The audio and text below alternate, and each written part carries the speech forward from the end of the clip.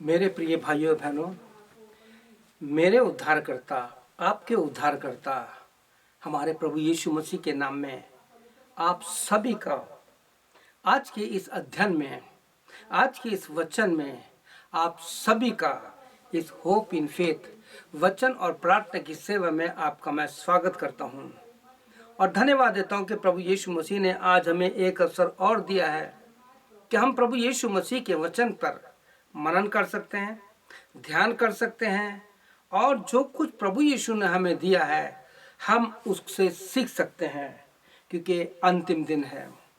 तो इससे पहले आज हम परमेश्वर के वचन पर मनन कर रहे हैं या अध्ययन करें, आइए हम प्रार्थना मांग करते हैं और प्रभु यीशु मसीह से वो बुद्धि और ज्ञान मांगते हैं जिसके द्वारा हम इस पवित्र शास्त्र बाइबल को समझ सकते हैं। तो आइए हम प्रार्थना करते हैं। प्रभु यीशु के नाम में प्रभुता, हम सभी लोग जो मेरे से दूर हैं, लेकिन इस माध्यम के द्वारा जब कभी भी इस वचन के साथ इस वीडियो मिनिस्ट्री के द्वारा जब मुझसे जुड़ेंगे तो इस वचन के द्वारा प्रभु यीशु आप उनसे बात कीजिएगा। जैसे आपने मुझसे बात की है, आप हर एक भाई और बहन से बात कीजिएगा और हमें हमारे जीवन का उद्देश्य बताइए। What the purpose of our life, हमारे जीवन का खास मकसद क्या है। पवित्र आत्मा मेरी सहायता करना कि इस अध्ययन को सही रूप से पवित्र आत्मा की अगुवाई में जो तूने मुझे दिया, जो मैंने लिखा है, उसी को लोगों तक पहुंचा सकूं। प्रार्थना यीशु के नाम से, आमीन। प्रिय भाई और बहनों, आज मैं आपके साथ द बुक ऑफ इक्लेसियास, सबोपदेशक की पुस्तक, उसका 11 अध्याय, उसके 9 और 10 वचन से लेकर के और 12 अध्याय के जो जितने भी वचन हैं उन सब पर मैं आपके साथ अध्ययन करना चाहता हूं। आप लोग सबोपदेशक की पुस्तक उसका 10 और 11 अध्याय जरूर पढ़िए, क्योंकि इस पुस्तक में ज्यादातर प्रभु के सेवक लोग और ज्यादातर लोग बस 2-3 वचनों पर ध्यान करते हैं, बाकी इसको गहराई से नहीं पढ़ते।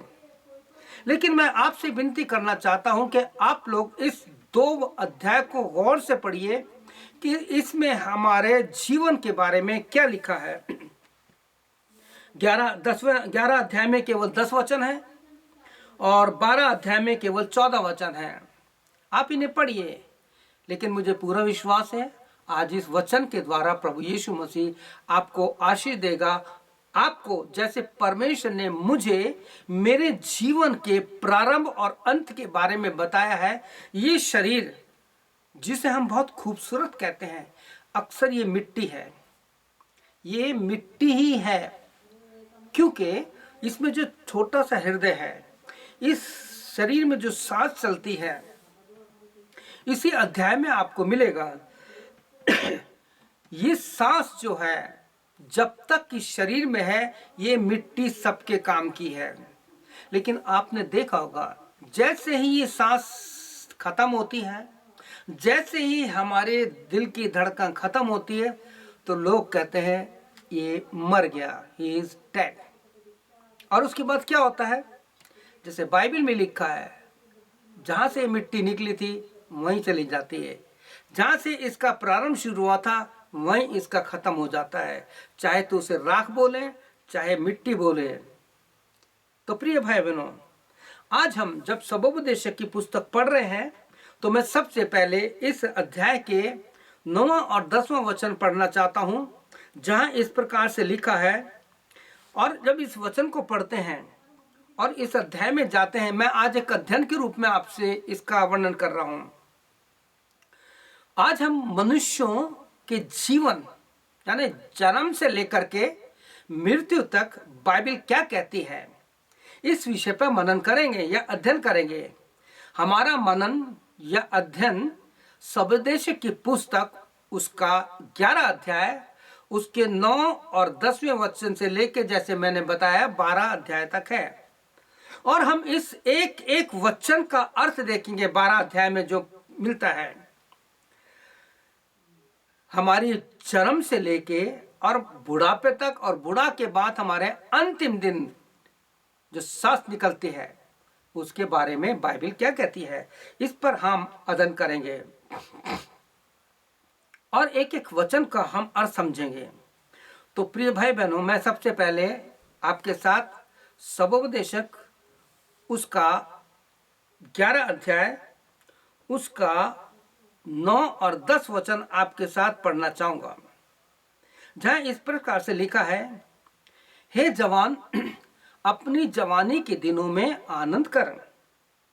हे जवान अपनी जवानी के दिनों में आनंद कर और अपनी जवानी के दिनों में मगन रहे, अपनी मनमानी कर। देखिए यहाँ पे कुछ लिखा है, बहुत कुछ इस वचन में लिखा है आज के जवानों के लिए, आपके लिए, मेरे लिए, हर एक मनुष्य के लिए। फिर दोबारा पढ़ता हूं क्योंकि बहुत ही महत्वपूर्ण अध्याय है ये, जो हमारे जीवन से संबंधित है। हे जवान अपनी जवानी में आनंद कर। और जैसे आप देख रहे हैं आज eat drink and B Mary, बस यही रह गया है। और अपनी जवानी के दिनों में मगन रहे, मगन है। आज मैं जब फोन पे मेरी प्रार्थना चल रही थी, दूसरी तरफ जिससे मेरी प्रार्थना चल रही थी, तो बातचीत में उन्होंने बताया आज सब अपने अपने में मस्त है, ये शब्द उन्होंने लिया। आज अपने अपने में सब लोग मस्त है, ये शब्द है, मगन है। अपनी जवानी में मनमानी कर लिखा है वचन में, और अपनी आंखों की दृष्टि के अनुसार चल। ये है इसके 9 वचन में सारी बातें जो आज हो रही है। परंतु ये जान रख कि इन सब बातों के विषय में परमेश्वर तेरा न्याय करेगा। यहाँ पे लिखा है परमेश्वर तेरा न्याय करेगा। हमेशा मैं एक बात कहता हूं, one day we have to stand before God for the final judgment. अब यहाँ पे कहता है कि इन सारी बातों से जो यहाँ पे उसने रखी है कि आनंद कर, मगन रहे, अपने मन की मनमानी कर, आंखों की दृष्टि के अनुसार चल। तो इन सारी बातों के लिए परमेश्वर कहता है कि तेरा न्याय तो होगा, लेकिन इनसे बचने के लिए तुझे क्या करना है। यहाँ लिखा है अपनी जवानी के दिनों में अपने सृजनहार को स्मरण कर।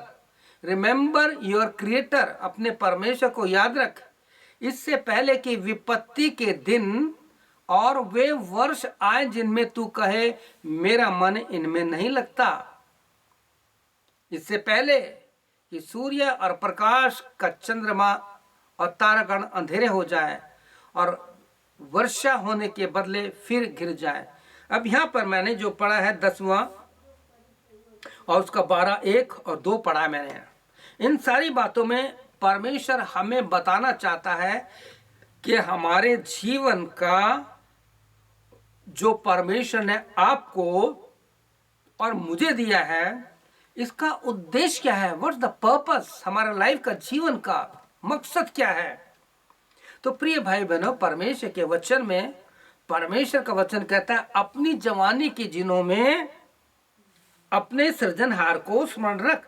यहाँ पे लिखा है, मैं यही पढ़ रहा हूं, अपनी जवानी के दिनों में अपने सृजनहार को स्मरण कर कि इससे पहले कि वो दुष्ट तुम्हारे ध्यानों को बॉलीवुड, हॉलीवुड और संसार के सीरियल और संसार की बातों में तुम्हें इतना घेर ले कि आप कहे कि जीवन इसी में है, प्रभु के उसमें कुछ नहीं है, वो है समय कर लेंगे अपन। इससे पहले कि जीवन का अंत हो, अपने सृजनहार को स्मरण कर। अब जीवन का जब अंत होगा तो क्या होगा। अब हम इस सारे वचनों को एक्सप्लेन करेंगे कि एक एक वचन में क्या लिखा है। यहाँ पे हमने पढ़ा है इससे पहले कि कुछ हो, इससे पहले कि आपकी और मेरी सांस रुके, इससे पहले कि हमारे जीवन में कोई बड़ी समस्या आ जाए, हमें प्रार्थना करनी है। आप जानते, मैंने पिछले अपने एपिसोड में, अपने सारे वचनों में अक्सर मैंने कहा है कि हम मसीह लोग इंतजार करते हैं कि जब दुख तकलीफ आएगी तभी हम अपने घुटने प्रभु के आगे टेक लेंगे। ऐसा नहीं है पिता। यहाँ पे कह रहा है कि इससे पहले कि वो विपत्ति के दिन आए, दुख तकलीफ परेशानी और एन यानी मौत आए, इससे पहले वो है कि तू अपने सृजनहार को याद कर। प्रिय भाई बहनों, इस अध्ययन में बहुत सी गंभीर बातें जो आपके सर से लेके पैर तक को सब चीज को बताएगी। इवन दो हमारे शरीर में क्या है उसको भी बताएगी और उसका अंत कैसे होगा। बहुत प्रार्थना की बात प्रभु यीशु ने ये दिया है। मैं आपको बताना चाहता हूं, मेरे नींद में भी परमेश्वर का वचन घूमता रहता है। क्यों? सवाल ये तो क्यों ऐसा क्यों होता है? क्योंकि जैसे मैंने पहले भी बताया, जब मैं रात को सोता हूं तो ऑडियो बाइबल लगा करके, हिंदी की ऑडियो बाइबल, मेरी भाषा हिंदी है या तो इंग्लिश चलती है, लेकिन मेरी भाषा हिंदी है। आपकी कोई भी भाषा है, उस भाषा का अपने मोबाइल में ऑडियो लगाइए। जो भी किताब आपको सुननी है उसको लगाइए और कान में हेडफोन लगाइए, क्योंकि घर के सब सो जाएंगे, डिस्टर्ब नहीं हो। उस बाइबल को आप सुनिए, क्योंकि बाइबल क्या कहती है? रोमियो 10:17, विश्वास सुनने से और सुनना मसीह के वचन से होता है। और जब ऐसा होगा प्रिय भाइयों बहनों, वो वचन जो हमारे दिमाग में बैठ चुका है, वो वचन जो भजन 119:11 के अनुसार कहता है कि मैंने तेरे वचन को अपने हृदय में रख छोड़ा है, तेरे वचन को मैंने अपने दिमाग में रखा है कि सोते समय कोई बुरे ख्याल ना आए, गंदी बातें ना आए। और यीशु मसीह जो वचन है वो मेरे जीवन के इस जीवन में, दिमाग में घूमता रहे और मैं इस पर मनन करता रहूं। कितनी सुंदर बात है। इससे पहले कि कुछ हो तो अपने सृजनहार को याद कर, कि कहीं ऐसा ना हो कि तू कहेगा अब इसमें मेरा मन नहीं लगता, अब कुछ नहीं पड़ा इनमें। इससे पहले कि सूर्य का प्रकाश चला जाए, हमारे जीवन में घोर अंधकार आ जाए, सारी आशीषें जो शावर्स ऑफ ब्लेसिंग है, जिसके लिए क्या है वर्षा, ये सब खत्म हो जाए, इससे पहले तू अपने सृजनहार को याद कर और इस वचन को अपने सीने से लगा ले। कितनी सुंदर बात है। तो आइए हम इन वचनों का मनन करेंगे। सबोपदेशक क्लासेस 12 उसके दूसरे वचन में पढ़ूंगा मैं। इससे पहले क्या अर्थ है इसका, समझिए होता है। हर वचन को आप लीजिए, जब भी बाइबल पढ़ते हैं तो कहिए इससे पहले कुछ मेरे जीवन में मुझे क्या करने का है। प्यारे भाइयों और बहनों, मैं आपसे प्रार्थना विनती करता हूं कि यहां प्रभु का वचन आपसे कहना चाहता है, इससे पहले क्या अर्थ है? यह हमारे अंतिम समय की ओर संकेत करता है। जैसे जैसे बुढ़ापा शुरू होता है तो क्या होता है? इससे पहले कुछ हो हम अपने यीशु को अपना जीवन दे दे। ये है आप बताने। इससे पहले मैं पढ़ देता हूं आपके लिए वचन में, आप अपनी बाइबल खोल से पढ़ सकते हैं। लिखा है, इससे पहले कि सूर्य और प्रकाश जाता रहे। प्रिय भाई बहनों, इससे पहले कुछ हो। तो अब हम तीसरे वचन के से अपने इस अध्ययन को शुरू करेंगे कि तीसरे वचन से और आगे तक परमेश्वर जो प्रभु यीशु मसीह है, जो आपके जीवन को स्वर्गीय राज के लिए और उस न्याय के दिन के लिए तैयार करना चाहता है, क्योंकि आपको परमेश्वर इस वचन के द्वारा कुछ कहना चाहता है। एक गीत है, मेरे फ्रेंड नथनियल लाल, सॉरी माफ करना, उन्होंने गीत लिखा था। उस गीत के कुछ इस प्रकार से हैं, जब जिस्म से जान निकलती है तब मिट्टी ही रह जाती है, कल किसने किसको देखा है बस याद ही रह जाती है। जब जिस्म से जान निकलती है तो क्या होता है? जैसे जैसे बुढ़ापा होने लगता है, अक्सर मैं कहता हूं every day we are dying, हम प्रतिदिन मर रहे हैं, प्रतिदिन हम मर रहे हैं। प्यारे प्रिय भाई बहनों, आज जो मैं हूं, आज जो आप हैं, जब आप 15-20 साल में थे अब वो नहीं है। अब मैं वो जवानी नहीं रही मेरे। ठीक है, हम अपने आप को, शरीर को संभालते हैं क्योंकि ये परमेश्वर का मंदिर है, इसे बनाना हमारा काम है, इसे संभालना हमारा काम है। अगर हम इसी को नहीं संभालेंगे तो परमेश्वर इस शरीर का भी न्याय लेगा, क्योंकि प्रभु कहता है, do you not know you are the temple of God, तुम परमेश्वर के मंदिर हो, इस मंदिर का परमेश्वर न्याय करेगा एक दिन कि मैंने तुम्हें बहुत अच्छा शरीर दिया था, अच्छे अंग दिए थे, ताकत दी थी, तुमने इसका क्या किया। प्रिय भाई बहनों, अब देखिए, इससे पहले कुछ हो। क्या हो? तीसरा वचन मैं पढ़ना चाहता हूं। उस समय घर के पहरुए कांपेंगे। क्या अर्थ है? पहरुए मतलब बोलते हैं चौकीदार, पहरुओं को बोलते हैं चौकीदार या गार्ड, सिक्योरिटी गार्ड। यहां पे कहता है इससे पहले कि तेरे घर के पैरवे कांपने लगे, हमारे हाथ पैर कांपने छोड़ दें। यहाँ पे इस वचन का अर्थ है आपके शरीर में जो हाथ और पैर है, आपके सर है, आपकी रीढ़ की हड्डी है, आपके घुटने हैं, अभी आप दौड़ते हो, बांधते हो। आज मैं दौड़ नहीं सकता, एक समय मैं दौड़ता था, एक समय मैं बहुत जल्दी जल्दी चलता था। यहाँ के कुछ लोग कहते हैं पास्टर साहब बहुत तेज चलते हैं, भागते हैं। अब नहीं कर सकता। क्यों? उम्र के साथ साथ मेरे पहरवे जो हैं, जो मेरा साथ देते थे, अब वो साथ नहीं दे रहे, लेकिन इसको संभालना हमारा काम है। तो तीसरे वचन में कहते हैं इससे पहले ये घर के पहरवे कांपने, यानी आपका साथ छोड़ दें, हमारे हाथ पैर, हमारे शरीर के अंग जो हमारा साथ देते हैं, इससे पहले कुछ हो, अपने अंगों को परमेश्वर की धार्मिकता के हथियार होने के लिए प्रभु को सौंप दे। रोमियो 8 अध्याय पढ़ लेना, वहां इस प्रकार से लिखा है। इतना ही बताऊंगा मैं, क्योंकि अध्ययन है, मैं ज्यादा लंबा नहीं करना चाहता, ज्यादा इसको बहुत समय नहीं लेना चाहता। जितना छोटा होगा उतना आप समझेंगे। इसके बाद तीसरे वचन का दूसरा भाग में बताना चाहता है बलवंत झुक जाए, हमारी कमर की रीढ़ की हड्डियों के बारे में कहता है। इससे पहले कि बलवंत झुक जाए, हमारी रीढ़ की हड्डी जो है ना, ये हमारी रीढ़ की हड्डी हमारे शरीर का एक ऐसा पार्ट है, it's a very important organ of our physical body. इसके द्वारा मैंने इस रीढ़ की हड्डी का पूरा अध्ययन किया है यूट्यूब पे, मेडिकल उसमें जा कर के, कि इसकी रीढ़ की हड्डी में कितनी बारी बारी शिखा है। जो लोग अपने डेथ, अपनी बॉडी को दान कर देते हैं, और उसके बाद उनके द्वारा जो अध्ययन होता है, उस अध्ययन को अगर आप चाहते हैं तो वो मैं आपको लिंक भेज सकता हूं, ताकि आप देख सके कि रीढ़ की हड्डी कितनी हमारी जीवन के लिए, यानी हमारे जीवन के लिए इंपॉर्टेंट है। तो प्रिय भाई बहनों, शरीर की हड्डी के लिए कहता है कि इस जो तीसरा वचन का तीसरा पार्ट जो है, पहला देखा, दूसरा देखा, अब तीसरे वचन का जो है हम तीसरा पार्ट देख लें। इससे पहले बलवंत झुके, हमारी कमर की रीढ़ की हड्डी के लिए बारे में बताता। आपको जानते हैं रीढ़ की हड्डी में जरा सा कुछ हो जाए लोगों को पैरालाइज हो जाता है। इसलिए हमें अपनी इस रीढ़ की हड्डी को चलते फिरते बहुत ध्यान से रखना है, क्योंकि अगर ये ठीक है तो आप दौड़ सकते हो, काम कर सकते हो, सोच सकते हो। इसका डायरेक्ट संबंध टेल बोन से लेकर के हमारे दिमाग के अंदर तक, इसका हमारे सोच और समझ से इसका संबंध है, मेमोरी से भी संबंध है इसका। चौथा, तीसरे वचन का, इससे पहले पिसनहारियां थोड़ा रहने के कारण काम करना छोड़ देंगे। क्या है पिसनहारियां?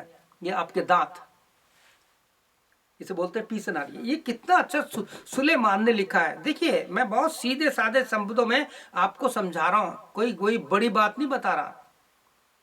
लेकिन आपने पढ़ा होगा, समझा नहीं होगा, लेकिन पवित्र आत्मा आज आपको समझा रहा है। इससे पहले कि आपकी पिसनहारियां, जिससे आप खाना चबाते हो, जो आपको खाने को अच्छे से खाने में, उसका स्वाद बढ़ाने में आपका साथ देती है, कहते इससे पहले कि तेरी पिसनहारियां थोड़ी रह जाए। प्रिय भाई बहनों, हमें अपने जीवन में इन दांतों का भी ख्याल रखना है। परमेश्वर ने इस शरीर में एक एक अंग दिए हैं, इसका ख्याल रखना हमारा काम है। बच्चों को यहाँ पे आप देखिए, एडमिंटन में मैं जहाँ रहता हूँ, डॉक्टर के पास देखता हूँ, यहाँ पे मोस्टली बच्चों के किसी के सिल्वर के दांत है, किसी के लोहे के दांत हैं। क्यों? चॉकलेट खा खा के उन्होंने अपने दांत खत्म कर लिए हैं, आज वो खाने के लिए तरसते हैं। कुछ लोगों की जवानी में दांत खत्म हो गए, उन्होंने नकली दांत लगा लिए। ये यहाँ की बात बता रहा हूँ। सावधान मेरे इंडियन भाई और बहनों, मेरे मसीह समाज के लोगों, अपने बच्चों को और आपके दांतों का ख्याल रखिए। Not only your teeth but पूरे शरीर का, जो हमने भी देखा है, उनका ख्याल रखिए, क्योंकि ये आपके सही हैं तो आप परमेश्वर की महिमा कर सकते हैं, परमेश्वर के कार्यों को कर सकते हैं। तीसरे अध्याय का फिर 5वां जो है, झरोके में से देखने वाली अंधी हो जाए हमारी आंखों के विषय में कहता है झरोकों में से। ये हमने क्या पता था कि यहाँ पे 11 अध्याय का हमने 9वां पत्र पढ़ा था ना, अपनी आंखों की दृष्टि के अनुसार चल। यानी कहता है कि हे जवान, अपने जीवन में कर, और तू किस प्रकार से अपनी आंखों की दृष्टि के अनुसार चल रहा है। प्रिय भाई बहनों, देखना बुरा नहीं है, मैं भी देखता हूं, आप भी देखता है। परमेश्वर ने लड़के और लड़कियों को, स्त्री और पुरुष को बहुत सुंदर बनाया है, लेकिन आज सोशल मीडिया पे क्या हो रहा है, इस सुंदरता को एक मजाक का और पाप का कारण बना लिया है। इस सुंदरता के पीछे कितने ही क्राइम हो रहे हैं इंडिया में और जगह जगह दुनिया में। आप देखिए, मैंने पिछले दिनों क्राइम पेट्रोल एक प्रोग्राम आता है, उसे देखने के बाद मैंने बहुत कुछ, क्योंकि मेरा अध्ययन चल रहा है कि जब कैन ने हाबिल की हत्या की तो उसका खून पुकारा, तो उस पर मेरा अध्ययन चल रहा है, यानी ब्लड पे चल रहा है, कैन का खून और यीशु मसीह का खून, और जो इंसान को मार देते हैं उसका खून क्या है, उस पर मैंने इस पर अध्ययन किया और बहुत कुछ परमेश्वर ने सिखाया।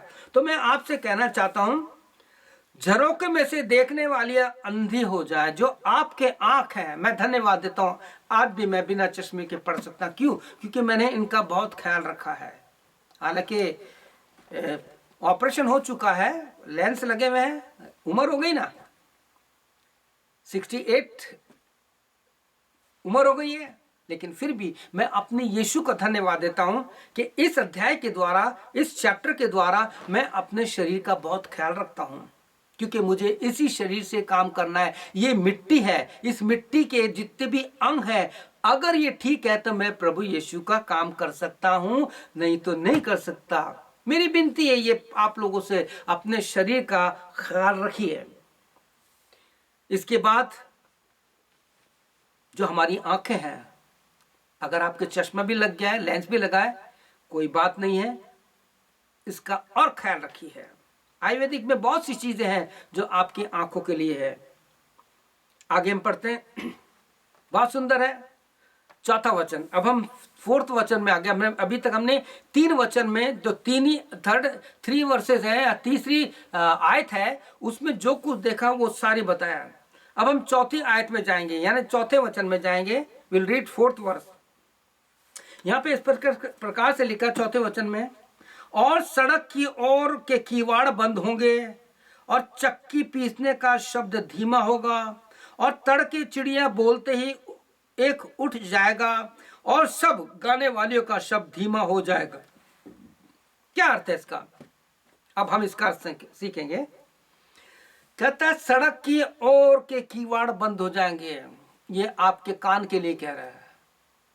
हमारा शरीर जो है ना, एक सीधा है, एक रोड के समान है, लेकिन इसके दाएं और बाएं हमारे जो कान है, आपने देखा होगा लोग जब कोई फुसफुसा के बात करता है, when there is whispering and they're talking, तो लोग कान लगा लेते हैं दीवार के।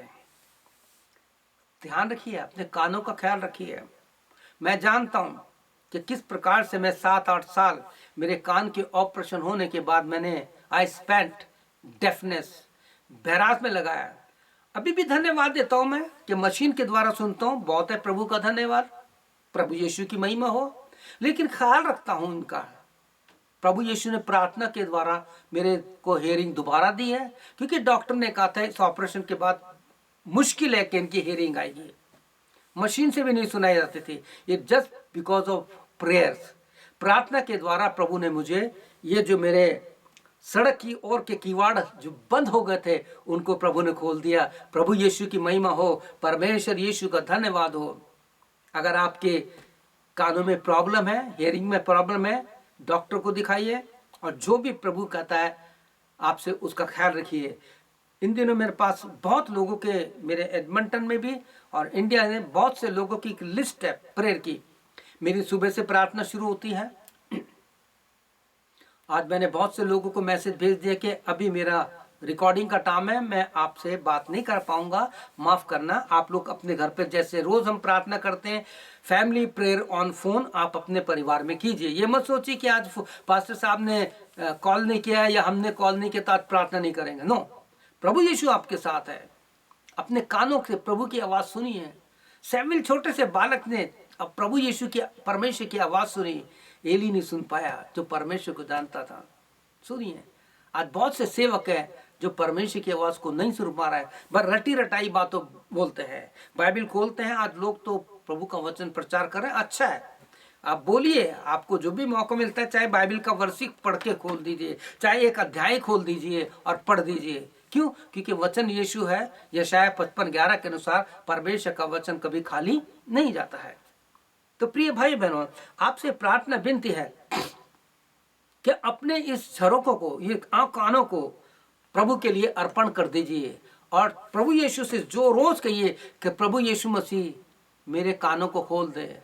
आप यशायाह 50 पढ़िए, वहां पे लिखा है, 4-5 पढ़ेंगे तो वहां लिखा है, मैंने उसके कान खोद के बनाए हैं। मैं every day I am praying for my hearing.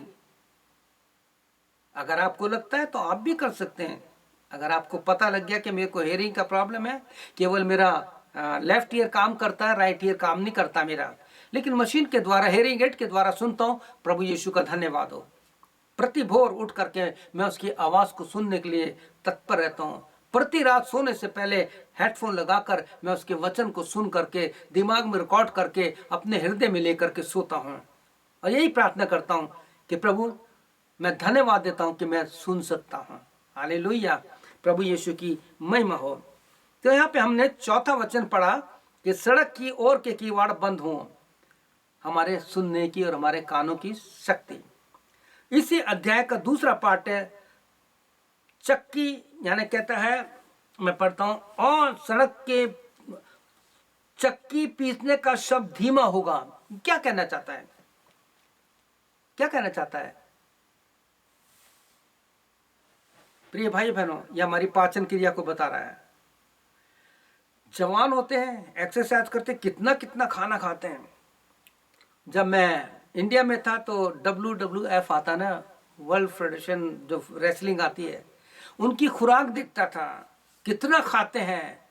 लेकिन चाहे कितना भी हो, बुढ़ापे में जाने के बाद ये हमारी जो पीसनहारियाँ है, ये जो हमारी चक्की है, जो हमारे खाने को पचाती है, ये कम हो जाती है। आदमी नहीं खा सकता इतना खाना। पहले बहुत खाते थे, सेमिनरी के समय में, जवानी में बहुत खाता था, अब नहीं खा सकते। क्यों? क्योंकि हमारी उम्र के हिसाब से हमें इसका भी ख्याल रखना है। सारे रोग पेट से ही शुरू होते हैं। बहुत से लोगों ने इस पेट को गार्बेज बॉक्स बना लिया है, अनसंट खाते हैं। प्रिय भाई बहनों, ये लंग्स जो हैं, ये भी परमेश्वर के दिए हुए भाग हैं, जिसको हम स्मोक करके, वाइन पी करके, अलग अलग नशे करके इनको सड़ा देते हैं। परमेश्वर आपसे कहना चाहता है, चक्की पीसने का शक्ति धीमा हो जाने, ये आपके पाचन करने की शक्ति को कम कर दे। तो क्या करें? भूख नहीं लगेगी। तो आगे कहता है, भूख बढ़ाने का फल, 5वें वचन में कहता है, भूख बढ़ाने का फल भी काम नहीं देगा। क्या है भूख बढ़ाने का फल? कोई पचनौर खाता है, कोई अलग अलग डाइजीन खाता है, अलग अलग चीजों का इस्तेमाल करते हैं कि हमारी भूख बढ़ जाए। यहाँ पे 5वें वचन इस प्रकार से लिखा है, मैं पढ़ देता हूं, आप सोचेंगे पता नहीं कैसे 5वें वचन पढ़ रहा हूं। यहाँ लिखा है, फिर जो और सड़क के धीमा हो जाए, और लिखा है, बादाम का पेड़ भी हल्का रहे, और भूख बढ़ाने वाला फल फिर काम न देगा, क्योंकि मनुष्य अपने सदा के घर को जाने वाला है। ये अलग अलग चीजें। तो इससे पहले कि हमारी भूख खत्म हो, अब भी से अपने आप को कंट्रोल कीजिए।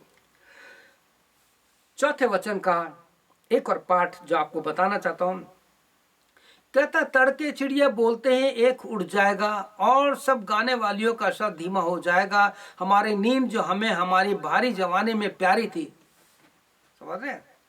जवानी में हम, मेरे पापा हर एक बात कहते थे कि जवानी भर नींद भर सोया, बुढ़ापा देख कर रोया।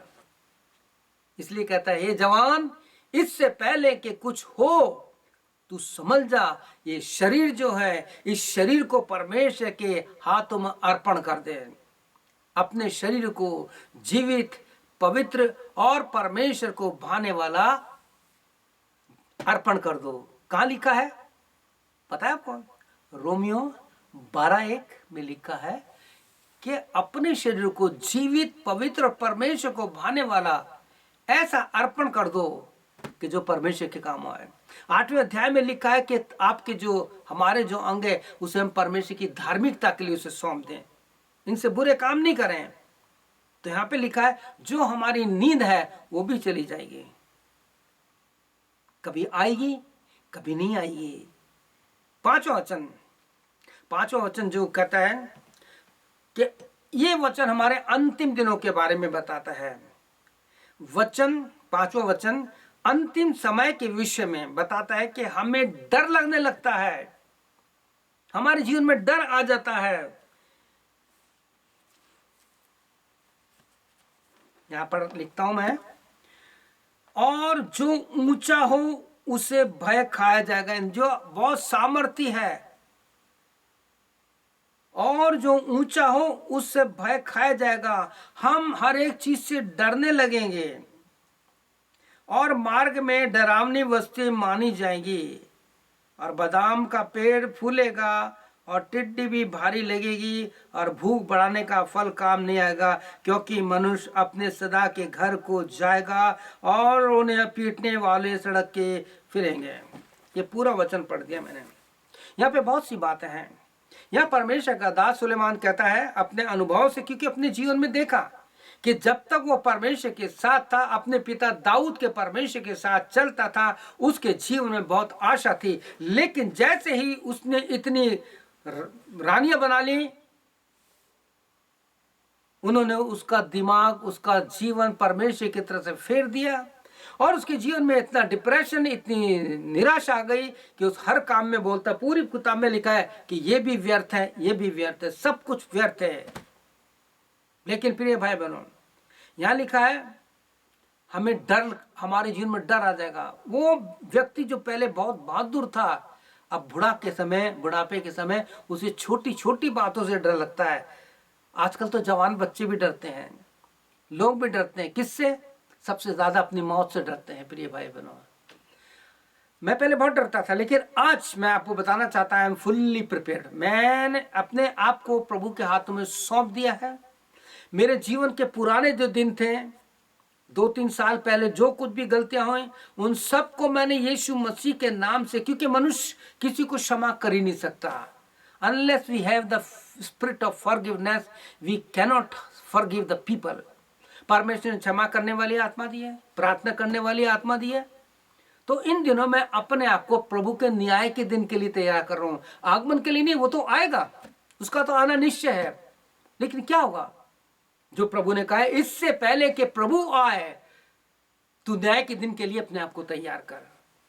प्रिय भाई बहनों, इस अध्ययन में जो कुछ भी आपको बताया जा रहा है, मैं आपसे विनती करता हूं कि उसके द्वारा अपने आप को तैयार कीजिए कि किस प्रकार से हमारे जीवन में डर आ जाएगा। कई प्रकार के डर आ जाएंगे, बीमारी का डर, मौत का डर, किसी बात का डर, किसी ने जोर से बोल दिया तो डर। लेकिन प्रभु यीशु मसीह ने कहा है, डरो मत, मैं हूं। बाइबल में 366 बार आया है, फियर नॉट। कितने आनंद की बात है कि हमारा परमेश्वर हमसे कहता है, डरो मत। 6ठा वचन मैं आपके लिए पढ़ना चाहता हूं, जो 6वीं आयत है इसमें, इस सबोपदेश की पुस्तक में मौत का समय का हाल बताना चाहता है। अब यहां से हमारी मौत शुरू होती है कि जब इंसान मरता है तो क्या होता है। अब ये बात है, तो मैं आपके लिए 6ठा वचन पढ़ना चाहता हूं, जो मैंने टाइप किया है। आप बाइबल पूरी पढ़िए। जब आप ये वचन सुनेंगे, बाइबल खोल के रख लेना, और जब मैं कहता हूं 6ठा वचन, तो पहले पूरी 6ठा वचन पढ़िएगा, और उसके बाद इसका अर्थ देखिए क्या कहता है। उस समय चांदी का तार 2 टुकड़े हो जाएगा, और सोने का कटोरा टूटेगा, और सोते के पास का घड़ा फूटेगा, और कुंड के पास रहट फूट जाएगा। ये छोटे वचन में पूरी मौत का वर्णन है।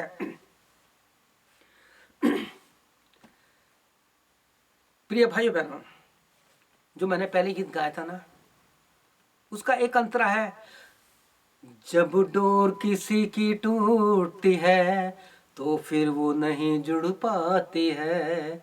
कल किसने किसको देखा है, जब वो याद ही रह जाती है। एक गीत और है बहुत पुराना, गफलत की क्यों नींद में सोया, गफलत की क्यों नींद में सोया, मेरे को याद नहीं आ रहा। काटेगा जो कुछ है बोया, कब चेतोगे जब टूटेगा जीवन का ये तार। दीन बनो दुनिया में रहकर, जैसा यीशु महान। अब ये कहता है सोन चांदी का तार टूटेगा। चांदी का तार क्या है? एक तो हमारी मौत की डोर जो है टूट जाएगी, लेकिन हमारे शरीर में बहुत से वेन्स हैं, लेकिन हमारे शरीर में एक वेन जिसे बोलते हैं सिल्वर वेन, मैं आपको बताना चाहता हूं। आपके हाथ में दबाना, आप देखना यहाँ पे दो मोटी मोटी हैं, हर जोड़ में रहती हैं, जो आपके जोड़ों को हिलने डोलने में संभालती है। आपकी उंगलियों के हर जोड़ में एक सिल्वर वेन है। अगर ये कट जाए, अगर मेरा ये कट जाएगा ना, तो ये हाथ यूं गिर जाएगा, कट जाएगी तो गिर जाएगा ये। तो ये कहता है तेरी वो सिल्वर वेन जो तेरे शरीर को मजबूत खड़ा रखती है, अगर हमारे जो एड़ी के पीछे भी है सिल्वर वेन मोटी सी, आप देखना आपके घुटनों में भी है, अगर ये टूट जाए तो आप ना चल सकते हैं। कहता है ये एक दिन सिल्वर यानी चांदी की तार जो टूट जाएगी, मरते ही तुम्हारे सारे जितने भी वेन्स हैं टूट जाएगी। सोने का कटोरा। प्रिय भाई बहनों, जब मैं अपने बड़े भाई के साथ फोटोग्राफी करता था, तो उस समय मैंने ज़्यादातर अपनी लाइफ में डेथ बॉडी की फ़ोटो उतारी है। जिनके मर जाते थे उनके मेरे भैया भेजते थे, और ज़्यादातर हमारे हिंदू भाई और बहनों के यानी जब कोई रिश्तेदार मर जाता है तो उसकी बॉडी को जलाया जाता है, और जलाने के बाद जब लाश जल जाती है तो क्या करते हैं, एक कटोरे में घी डाल करके लकड़ी में बांध करके उसके सर को फोड़ करके उसमें घी डाला जाता है, ताकि ये ब्रेन व्रेन सब जल जाए। यहाँ पे यही बताना चाहता है, चाहे आप किसी को गाड़े या जलाए, एक दिन ये टूट जाएगा। जिस पे हमारे बाल हैं, जिसको हम संभालते हैं, जिस स्कल पे, इस सर पर हमारा सर बना हुआ है, हमारी सुंदरता है, एक दिन कैसी होगी सोचिए। मैं फेसबुक पे एक आर्टिकल डालने वाला हूँ एक फोटो के साथ कि हमारी सुंदरता क्या है। अगर आपको अपनी सुंदरता देखनी है तो अपना एक्सरे देख लेना, आपका सीटी स्कैन देख लेना जो सर का बनाया है, कितनी सुंदरता है। प्रिय भाई बहन, ये सुंदरता एक दिन सब खत्म हो जाएगी। इसलिए अपने शरीरों को, अपनी आत्मा प्राण देह को, सब कुछ को प्रभु यीशु के हाथ में सौंप दीजिए। और सोते के पास खड़ा फूटेगा। क्या है सोता? ये जो पेट है ना, आपने देखा होगा डेथ के बाद पेट फूल जाता है, और जिसको गाड़ते उनका पेट फट जाता है। और मैंने बहुत से डेथ बॉडी में जलते देखा है, फटाक से फटाक पानी निकलता है। ये बताना चाहता हूँ आपको कि हमारी शरीर क्या है। आप ये मत सोचिए कि इसे मजाक मत समझना, it's a very serious matter इस शरीर के लिए, कि इससे पहले कि वो दिन आए तेरी चांदी का तार टूटे, तेरा सर फोड़ा जाए, सर फूटे, तेरा सोता जो पेट फटे, इसमें से सब कुछ निकल जाएगा। बाइबल में लिखा है यहूदा इस्करियोती जब गिरा तो लिखा उसका पेट फट गया, त्रियां फैल गई। कितना भयंकर समय होगा। अगर हमने अपने प्रभु यीशु को अपना जीवन दे दिया ना, तो इन चीजों से डरने की जरूरत नहीं, क्योंकि डेथ इज यूनिवर्सल ट्रूथ, सार्वभौमिक सत्य है मृत्यु, कि हमारा यही हाल होगा जो इस अध्याय में समझाया गया है। और यहाँ लिखा है कुंड के पास रह टूट जाएगा, यानी शरीर का एक एक चीज खत्म हो जाएगा। जब मिट्टी ज्यों की त्यों मिट्टी में मिल जाएगी, आत्मा परमेश्वर के पास जिसने उसे दिया है लौट जाएगी। यहाँ पे ये 6 वचन में आपको बताना चाहता है। मुख्य बात क्या कहना चाहता है? मिट्टी जो परमेश्वर, ये मिट्टी जहां से निकली है वो मिट्टी में चली जाएगी। आपने अगर उत्पत्ति 3 अध्याय पढ़ा है तो वहां पे परमेश्वर ने कहा है तू मिट्टी से निकला है और मिट्टी में ही चला जाएगा। प्रिय भाई बहनों, हमारा परमेश्वर सबोपदेशक की इस पुस्तक के माध्यम से हमें हमारे अंतिम समय और परमेश्वर के न्याय के विषय में बहुत कुछ समझाना चाहता है कि इससे पहले कि न्याय का दिन आए, इससे पहले कि हमारी मौत आए, इससे पहले कि हम कहें कि हमारा मन परमेश्वर के उसमें नहीं लगता, इससे पहले कि हम कहें कि नहीं संसार में जवानी है, थोड़े दिन और मस्ती मान लो, जैसे वचन में कहता है 11 उसके 9 वचन में, हे जवान अपनी जवानी की में आनंद कर और अपनी जवानी के दिनों में मगन रहे, अपने मनमानी कर और अपनी आंखों की दृष्टि के अनुसार चल, परंतु ये जान रख कि इन सब बातों के विषय में परमेश्वर तेरा न्याय करेगा। बहुत गंभीर विषय आपके साथ में बांट रहा हूं इन दिनों। इस अध्ययन को बार बार सुनिए, अपने आप को तैयार कीजिए, क्योंकि दिन बुरे हैं। प्रकाशित वाक्य में साफ लिखा है 1:3 में, समय कम है, दिन बुरे हैं। प्रिय भाइयों बहनों, आगे जब हम इस वचन को आगे पढ़ते हैं तो उसमें इस प्रकार से लिखा है, 10वां वचन में कहता है, 8वें वचन में उपदेशक कहते हैं, यानी अब जो उपदेश दे रहा है सुलेमान कहता है सब व्यर्थ है, व्यर्थ है, सब कुछ व्यर्थ है। उपदेशक जो बुद्धिमान था, अब यहाँ पे कहता, अब वो कहता है कि वो जो इस सबोपदेशक की पुस्तक लिखा है वो कितना बुद्धिमान था, क्योंकि परमेश्वर ने उसे वो बुद्धि दी थी। और जब परमेश्वर ने उसको दर्शन दे के कहा था कि तू क्या चाहता है मैं तुझे दे, उसने कहा मुझे कुछ नहीं चाहिए, मुझे बुद्धि दे ताकि मैं अपने राज्य का, अपने लोगों का सही रूप से देखभाल कर सकूं। तब परमेश्वर ने कहा था कि तूने संसार की कोई चीज नहीं मांगी है, इसलिए तूने बुद्धि मांगी है, मैं तुझे सब कुछ दूंगा। वही कहता, उपदेशक जो बुद्धिमान था वह प्रजा को ज्ञान सिखाता रहा और ध्यान लगाकर और पूछ पाछ करके बहुत से नीति वचन क्रम से रखता था। नीति वचन पूरा लिख के पढ़ दिया। जवानों, मैं आप लोगों से कहना चाहता हूं, मैं भी पढ़ता हूं नीति वचन। अगर आपने अपने जीवन में, जितने भी जवान हैं, अगर आप लोगों ने नीति वचन पढ़ना शुरू कर दिया, नीति वचन जब पढ़ेंगे तो ये आपको आपके कैरेक्टर, आपके चरित्र को बनाएगा। और भजन पढ़ेंगे ये आपको वर्शिप में बढ़ाएगा। फिर आपको क्लबों में या स्टेज पे संसार के गाने की जरूरत नहीं पड़ेगी, आपको परमेश्वर की महिमा गाने पड़ेगी। 10वां वचन, उपदेशक ने मनभावने शब्द खोजे और सिधाई से ये सच्ची बातें लिख दी। ये जो लिखी गई है पवित्र आत्मा की अगुवाई में आपके लिए और मेरे लिए, हम सेवकों के लिए, कलीसियाओं के लिए, मसीह समाज के लिए, कि हम इस पर विचार करें कि जब मेरी सांस की डोर टूटेगी, जब मैं इस दुनिया से जाऊंगा तो मैं क्या लेकर जाऊंगा। प्रिय भाई बहनों, उपदेशक सुलेमान कहता है मैंने बड़ी सच्चाई से इन सारी बातों को लिखा है, क्योंकि मुझे मेरे अंतिम दिनों में एक बात पता लग गई थी कि सब कुछ व्यर्थ है। हो सकता है कि उसने आगे जाकर के पश्चाताप किया होगा, लेकिन इतना है कि वो आपको और मुझको तैयार करना चाहता है इससे पहले कि हमारे दिन खत्म हो जाएं। बुद्धिमान के वचन